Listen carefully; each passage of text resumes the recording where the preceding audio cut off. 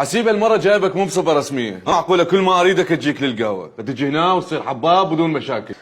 سيدي انت تعرف انا سمعتي نظيفة وطبتي للمركز راح اسوي عليه شاش وانت ما تقبل. انظف سمعة طبعا. اشكرك سيدي، ان شاء الله اشوفك نقيب.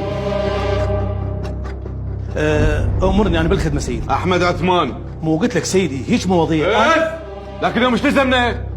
لزمنا واحد عنده حبوب وكان هستوى طالع من قهوة حسيب المطيرشي، واعتقد حسيب متهم. سيدي اذا الموضوع به مخدرات ونبش القصص الماضي فاني مالي علاقة. لا عاد احكي. سيدي انا راح احكي بس ما وعدك بشيء. احكي يا معود. سيدي كل اللي اعرفه هو يبيع حبوب ومخدرات، بس للامانه هو صار له فتره مختفي وروح الحجيه فتنه. حيل هذا كله صاير وياك.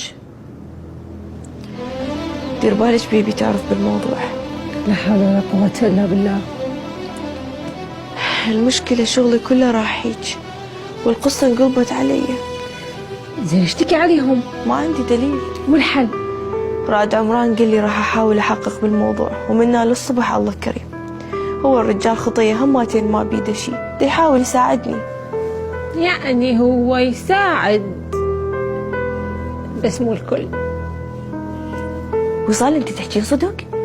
يعني اني تعرفين وين دا احكي وانت وين دا تحكين؟ مو وقت هذا الكلام هسه.